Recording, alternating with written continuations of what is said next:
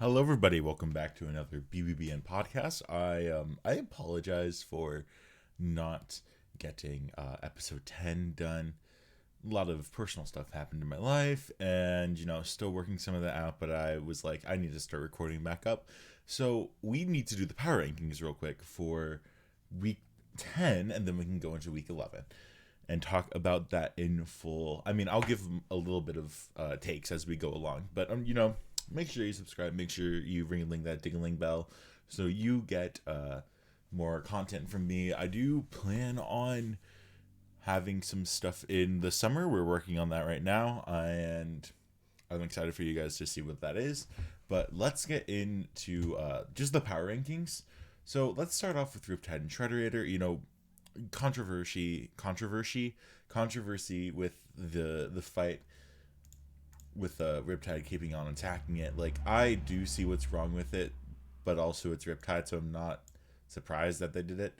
They're not gonna move. Actually, they might move higher than Witch Doctor. Do I like all of their wins have been like gut shot impressive. Like, they've been very dominant, and I think I'll put Riptide at 2. I think that was a controversy aside. That was a good enough fight for it to have it. Captain Shredderator, we're actually gonna keep up here, but for hypothetical reasons, I'm gonna put it around 39. See, I don't remember where these were previously. For now, I would probably actually move Ribot and Big Dill above it and put it at 41. But obviously, it fights in episode 11. Sorry, spoiler warning if you haven't watched it. But there's that. Mammoth, right now it's very fringe getting in. It did what I expected it to. Nope, I was gonna just put it.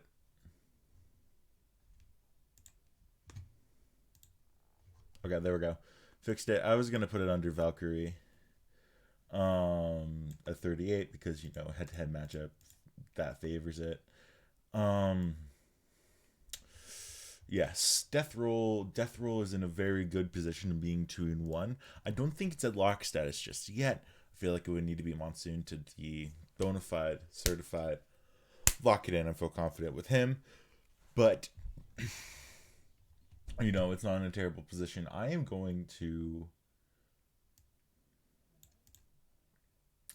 I think I'm gonna put it over Hypershock. Lucky being 2-0, that's really solid for it. But 2-1 with 2 very solid wins against robots. That's where they sit. Emulsifier Banshee. Emulsifier actually worked this time, which is pretty sick and gnarly, and I'm happy for them. When it comes for putting them in a spot, they're also in this fringe one.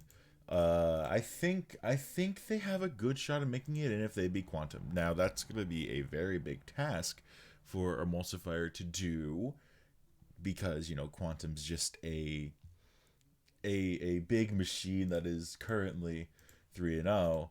But if it beats Quantum, you're 2-2.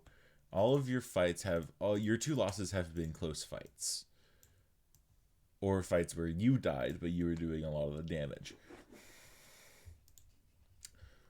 I think I will put it over Hijinks. I'll put it over Hijinks for right now. I might put it at where Gruff is, but it's definitely back into the conversation for sure. Banshee is also still in that conversation. It has to beat Blip. I don't think it will beat Blip, so there's a little bit of hesitancy there because some of its losses weren't as close as their wins. I'm gonna put them under Revolt.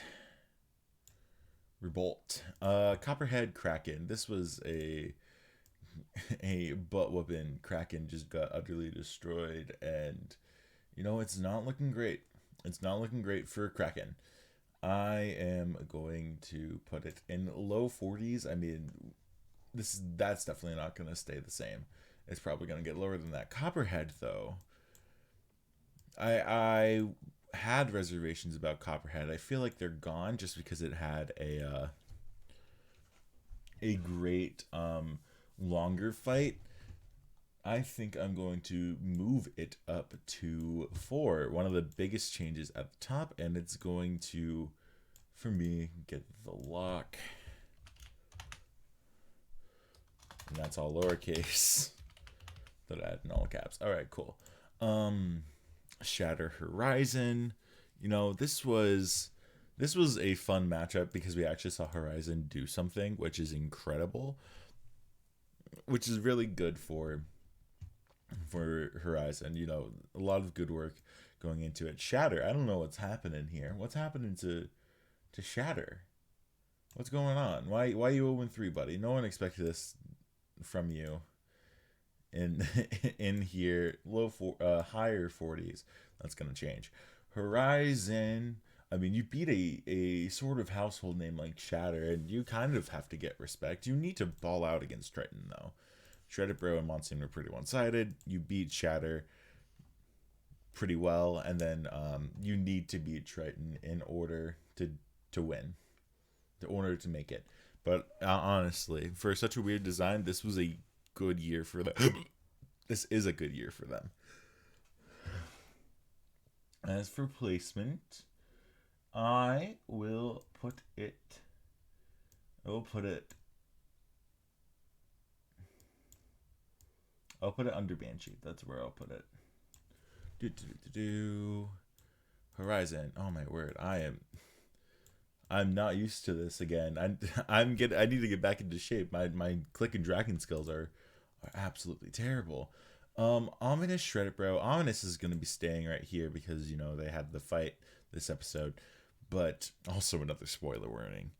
But Shredded Bro, I mean, this is what I'm expecting out of Shredded Bro.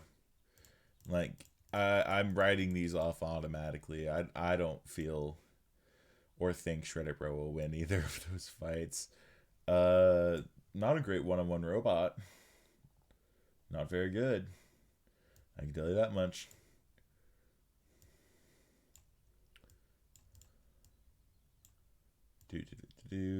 Bop. And Whiplash and Monsoon. Whiplash needed this win. Whiplash needed this win bad, and it was a good win. All things considered, it was a good win. It finally showed some resiliency. Monsoon gave it some good shots, but both teams finally got their wins. As for placing them in here,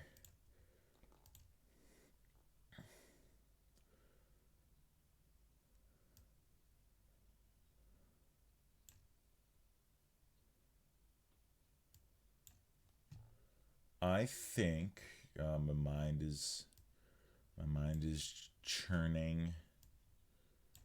Whiplash at 25. Monsoon 26. That feels right because I mean even though Malice is 2-1, it's 1 win against Emulsifier kind of holds it back. All right, cool. Now we go into the lock was already there. Huh. All right. Okay, cool. No new locks, but now we get to adjust this around so we make sure that the fights are in the correct order. You were second to last. And Ominous was third. I'm thinking of which robots fought. Yeah, that's right. Cobalt fought. That was the second fight. Beta fought. That was the first fight. Ooh, that was okay.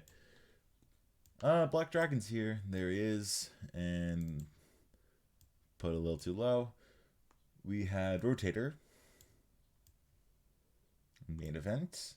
We had dun dun dun dun dun dun, dun. Bloodsport there.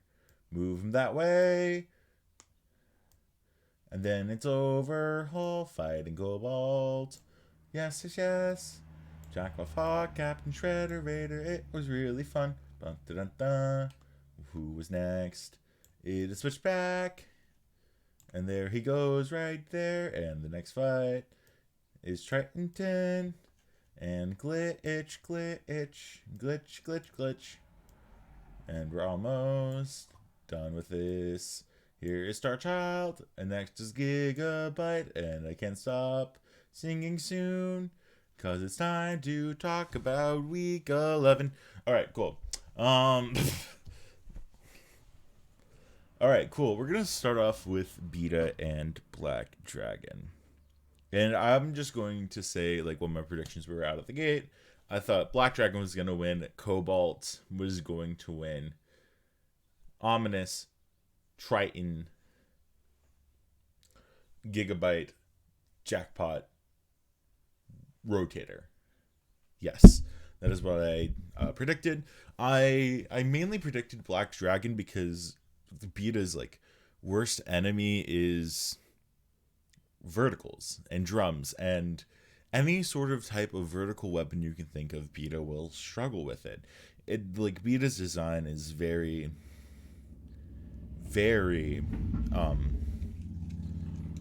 not well equipped for vertical spinners. It's very well equipped to handle, Bloodsport, which it fights next. That's convenient. Or just other robots that aren't vertical spinners. But when you face a vertical spinner, I definitely thought that I think it should have ran the regular configuration. I don't know why. Something about, their boat style, something about that just rubs me, not the right way. And I genuinely think that the solution to Beta's problems in that area is getting wedgelets or getting forks or something like that. Like, if you want to use the boat configuration where it's just all upright, great, but you need to have something to get under the other robot, so it doesn't get under you and then flip you immediately. Because, sometimes the slope could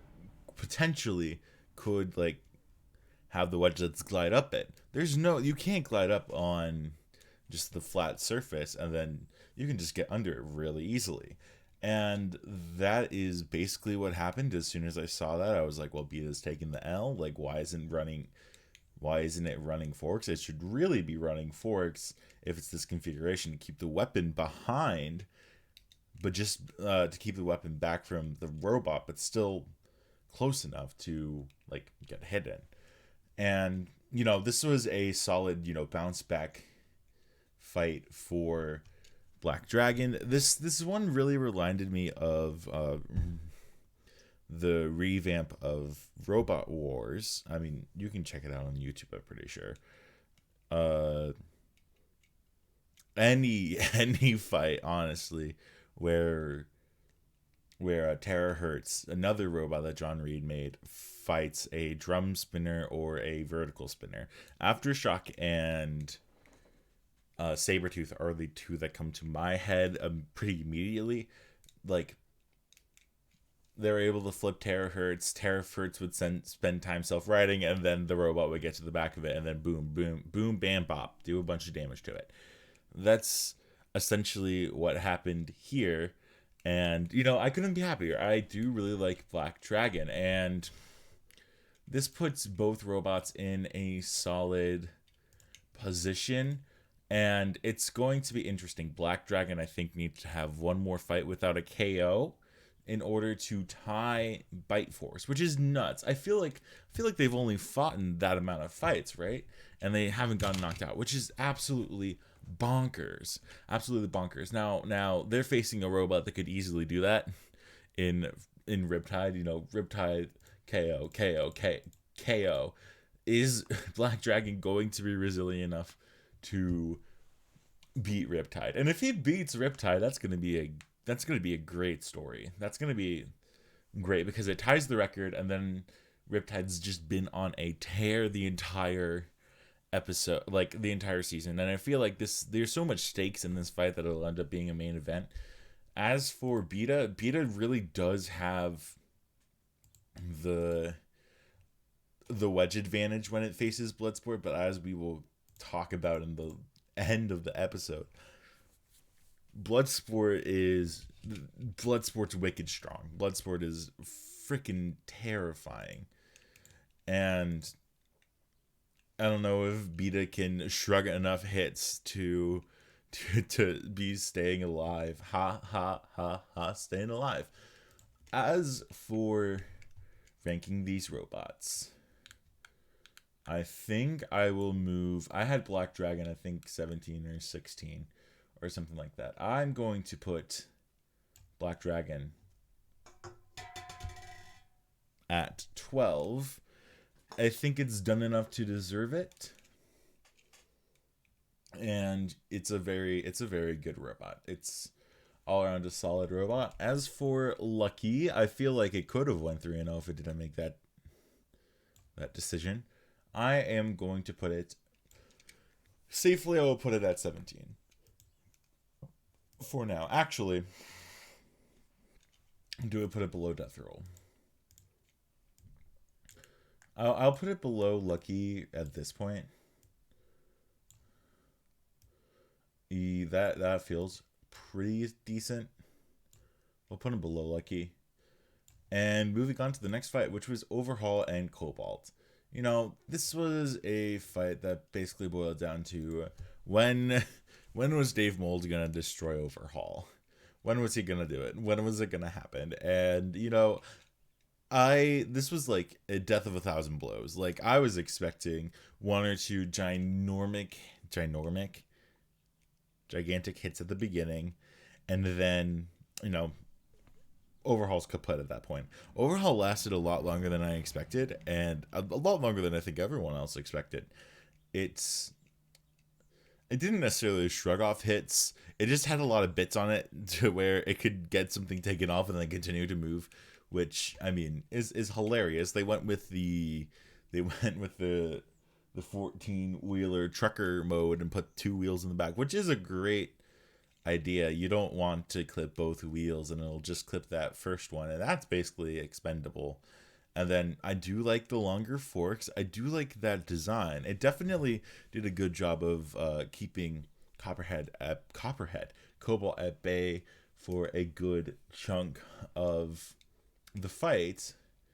And you know, it just kept on taking bits and bits. It's so powerful that it took off the wedgelet. That is it really a wedgelet? It doesn't like ride up on anything. It's more like a little like stopper. Like the side hinge stoppers, wedgelets. Like it took off that and the mount for it, which I thought was funny. That it could just like rip both of it off at the same time and like it didn't even matter. You know, great fight. Going into their next opponents, Overhaul definitely has an easy match against Shreddit Bro. I'm not gonna lie. Like I'm not feeling Shreddit Bro at all in this season. But you know, you look at Overhaul's season. It could easily qualify.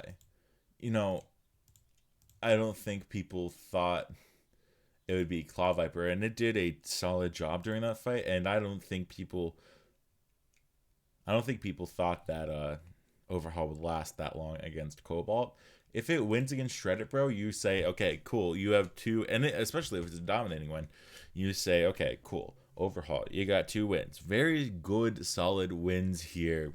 Chef's kiss. And then you have 2 losses where no one expected you to win, but you outperformed way more than everyone thought you did. I'm not going to put them as a lock. They need to be Shreddit Bro to get into the tournament. Do not get me wrong. They have to win that. But, you know, I'm feeling decent about their positioning. They're not going to move much. I think I am going to put them at 31. You know, still but in that little bubble range where there's still, like, good decent robots there that, you know, need to win to even be considered. But as for Cobalt, I think I will give this a lock. Look, you have Death Roll, who you destroyed. You have Overhaul, which you did a solid job against. You have Minotaur, which you lost, but you were controlling the fight most of the time. And then, if you could technically say you stopped an undefeated robot if Lucky beats Shredded Bro. Like, this is 100% a lock for me.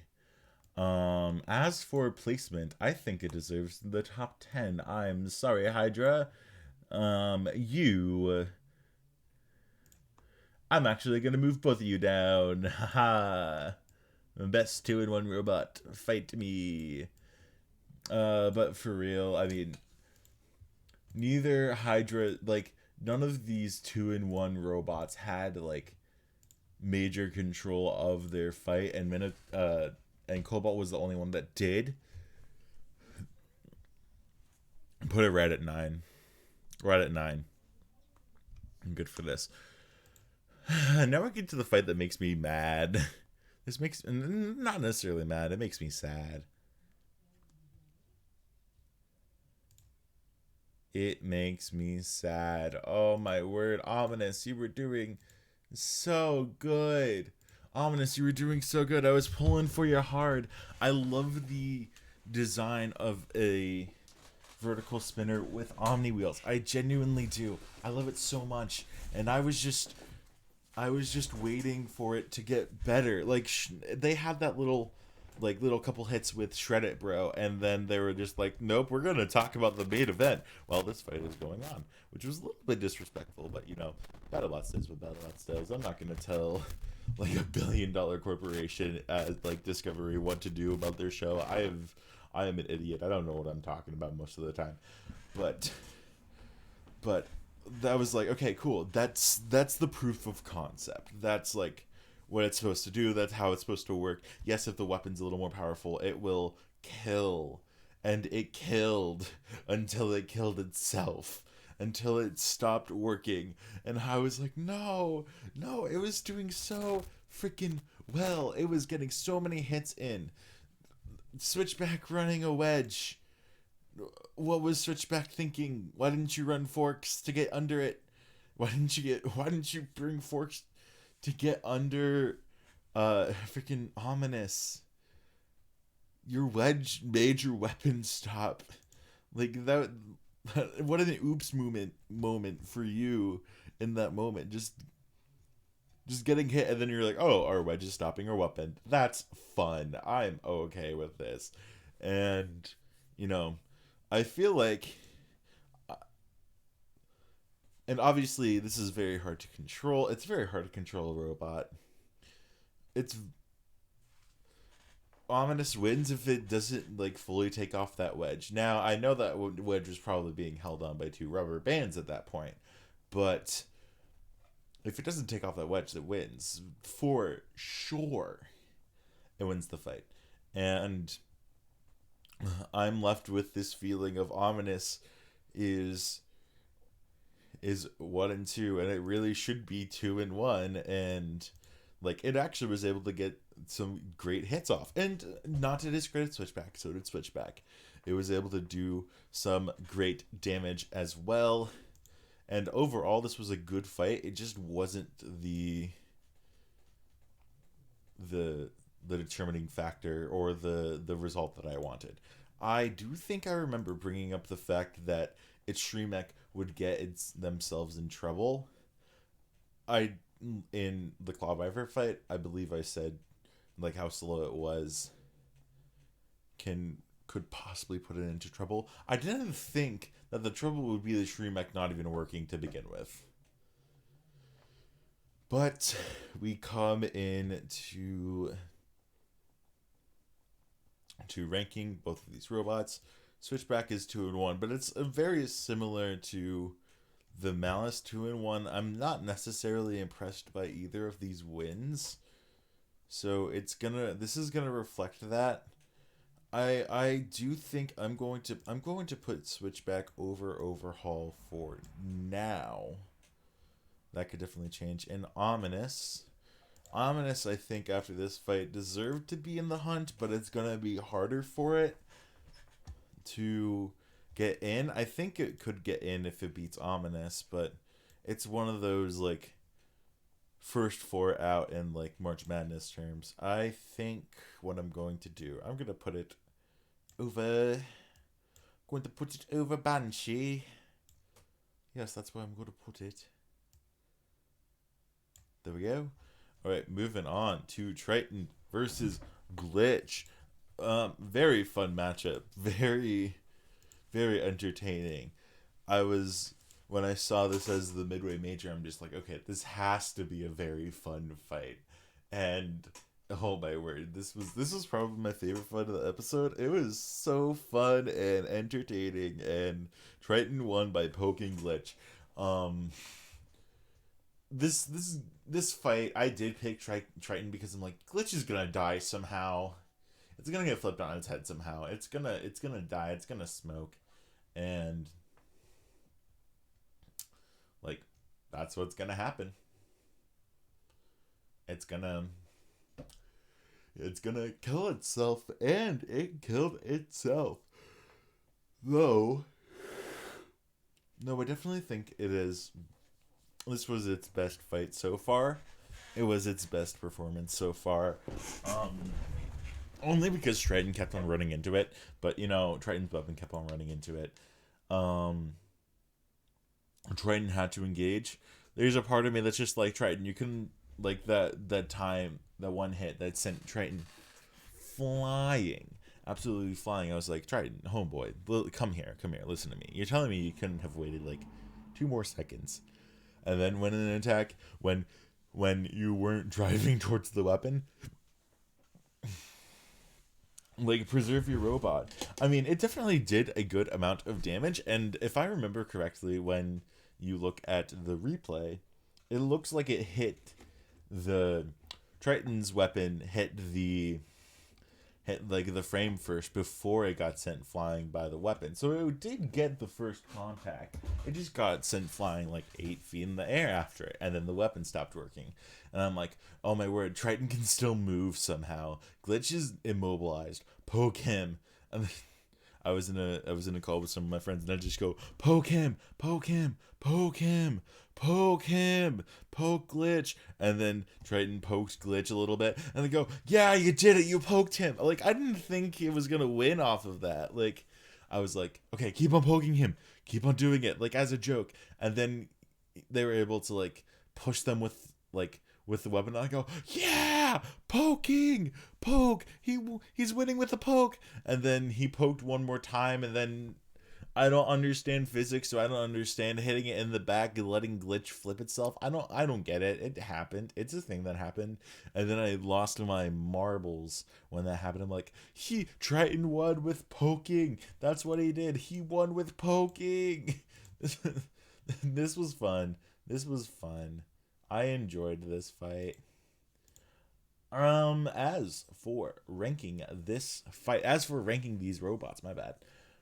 I am going Triton. I mean, I'm gonna say this with every 1 and 2 robot. They're definitely in the conversation.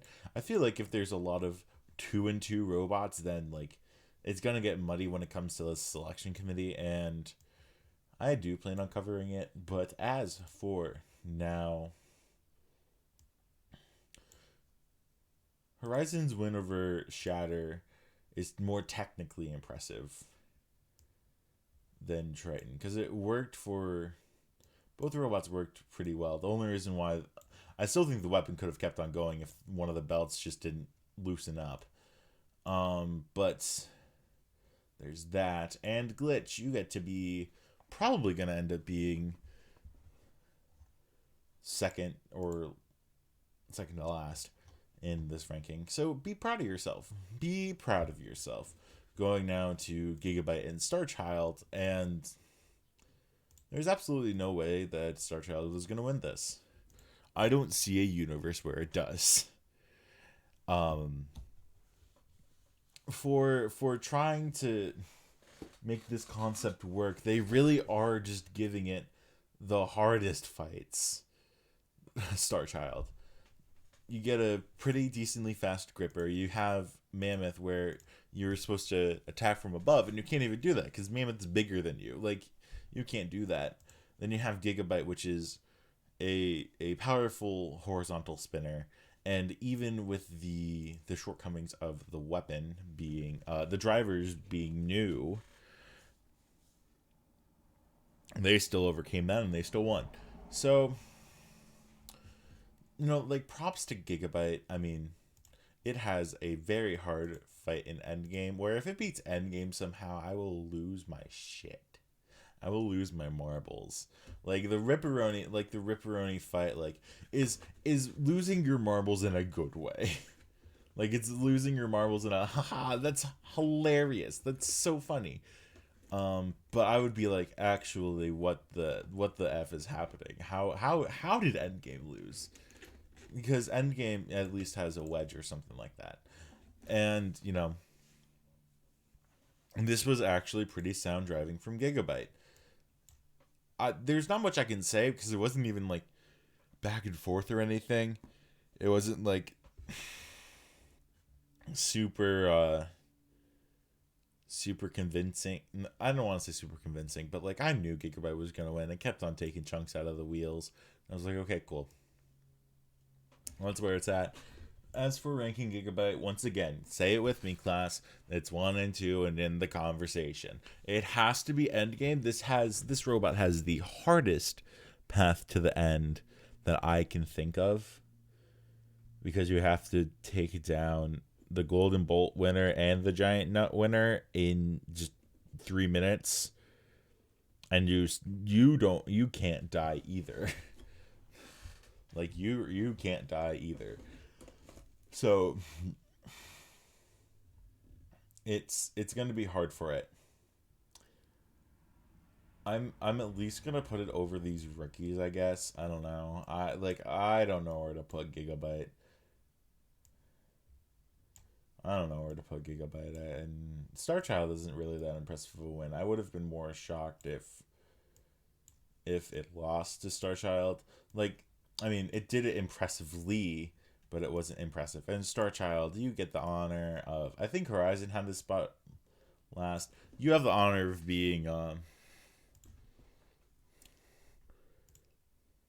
in the being just last.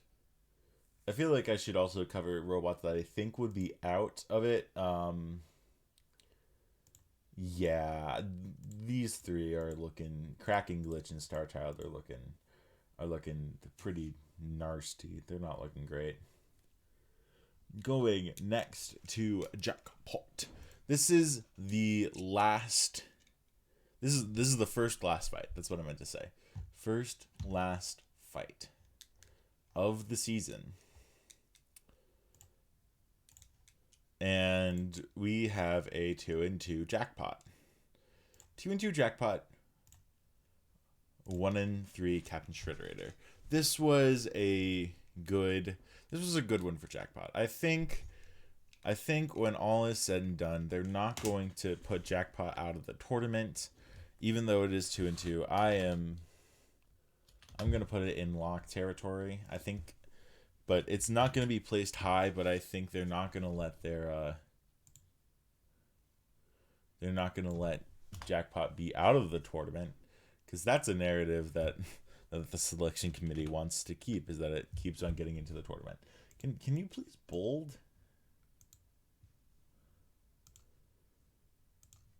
Did it do it? No, it didn't do it. No, just starting off with that, but there we go. Okay.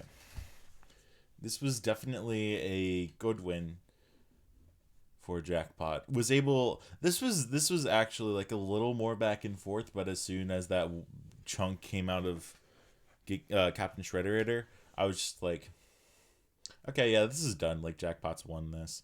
And, Jackpot, pretty solid robot, all things considered. And I feel like I should salute Captain Shredderator, because it's the most American thing I could think of right now. But, it's given us some pretty good fights, some pretty good upsets, some fights where it was fun seeing it die. I'm not gonna lie, it was fun seeing it just get its teeth kicked in. Like, they were definitely a part of some great fights in general, and if this is the last time we see Captain Shredderator, it would have been amazing if it got into the tournament. It would have went out on a high note if it made the tournament. There's still a chance, albeit not a big chance, not a tremendously high chance whatsoever, but it has a chance. It's like one of those like predictions where it's got a 2% chance of making it into the tournament. Like, a lot of this has to go wrong for it to even be considered. Like, Glitch and Kraken somehow gotta pull out something. Shatter has to win. Yada yada yada. All of this stuff has to happen in order for it to win. Like, Shreddit Bro has to win against Overhaul. Will that happen? I don't know.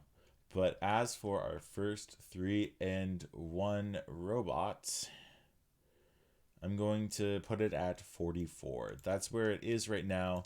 12 other robots have to mess up in order for it to make it. That sounds really harsh. I apologize. As for Jackpot, now this might be I might be like, oh, this is an accurate prediction of where I want to put Jackpot, but it's 2-2. I should at least give it the credit of putting it up above some of these 1 and 2 teams. I'm going to land it. I'm going to land it at 24. I feel like that's a decent spot of where it's going to end up just being in general. But 24, lock it in. And next we have our main event being Bloodsport and Rotator. I feel like, I know I did nothing wrong to Bloodsport, but I feel like owing an apology to Bloodsport just because I was thinking about who to predict, and I'm like, well, Rotator always has that big nasty back wedge that just likes to give a middle finger to all the other horizontal bots in order to just deal a bunch of damage, in order to just be like, nah, I'm just gonna tank these hits and then you're gonna go flying and then you're gonna die. And that's not what happened. Whatsoever. Bloodsport was, or is, I should say, a terrifying robot. This is a terrifying proposition for any person, for any builder facing them. They're massively strong. They're like, each impact it sent Rotator flying and was like jostling the chassis so much. Like, that attachment for Rotator like didn't stand a shot at deflecting Bloodsport, which is impressive. Like, Tombstone wasn't able to do that. Granted, it is and was a completely different setup, and what it looked like was a completely different setup. But Rotator has like a reputation of being really good at adapting its robot to fight, to give it the best shot. I do wonder if they somehow could have made the combination of, I think they should have led with the spinner upright at the top. The main reason being, you look at, Rotator Ice Wave. Granted, this is 2018 and robots have come a long way since then. But that fight, it won because it was able to get to their engine and, their weapon system, take like a gash in it and then have it stop working. And then you could still run, I'm assuming you could still run the wedge with it. But I guess apparently not. That's what I would have done. Once again, total idiot here. Don't know much about engineering or stuff like that. But I do love sports and sports strategy. And I feel like that would have given them the best opportunity to win. Because, I don't, base Rotator, we don't know how good it is taking shots against horizontal spinners. Like, it makes sense going with the wedge. I'm just left wondering if they could have gone with the blade on the top. But Bloodsport is freaking nasty. I am thoroughly in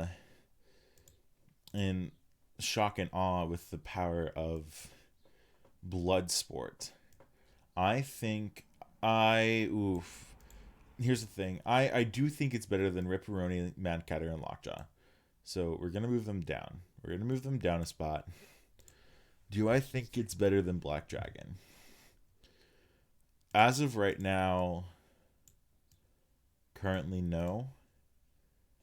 But this gap is very small between them and Black Dragon. And for sure, 100%, this is a lock. I don't need a bad eye to tell you that this is a lock. When now we are ranking Rotator, this is interesting. I feel like this is gonna end up in the. I think I'm going to put it above Monsoon for now.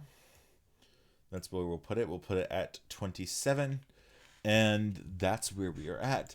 Now, there is one thing I would like to point out, is that 17 spots I have given locks to making the tournament. The margin of error you have if you were a 2-1 robot or a 1-2 robot, razor thin. One loss means you're out of the tournament for either of them. Could potentially. One win either puts you in the tournament completely or fighting for one of the lower spots. Like this field, let's go through this. Lucky, I think, for robots that I don't have as locks. Lucky could definitely make it into the tournament. Beta, Death Roll, Hypershock, Scorpios, Blip, Tantrum, Skip Jackpot. I already locked it. Fusion, Whiplash, Rotator Monsoon, Malice, Switchback, Overhaul, free shipping. Malice and up, strong cases to make the tournament, so far at least. But you scroll down, I'm going to go as far as I would think that could potentially make it in. Switchback, definitely. Overhaul, feeling confident that'll end up in there. Free shipping, Gruff, Emulsifier, Hijinks, Valkyrie, Mammoth. Rebot's a little hard of a sell, but if it destroys Scorpios, I could definitely see making it in. Ominous, Banshee, Horizon, Triton, Gigabyte. Maybe Shred It Bro. I think that's a little too far to say. I'm going to end it. I'm going to cap it at Gigabyte. If, those robots could also feasibly make it into the tournament.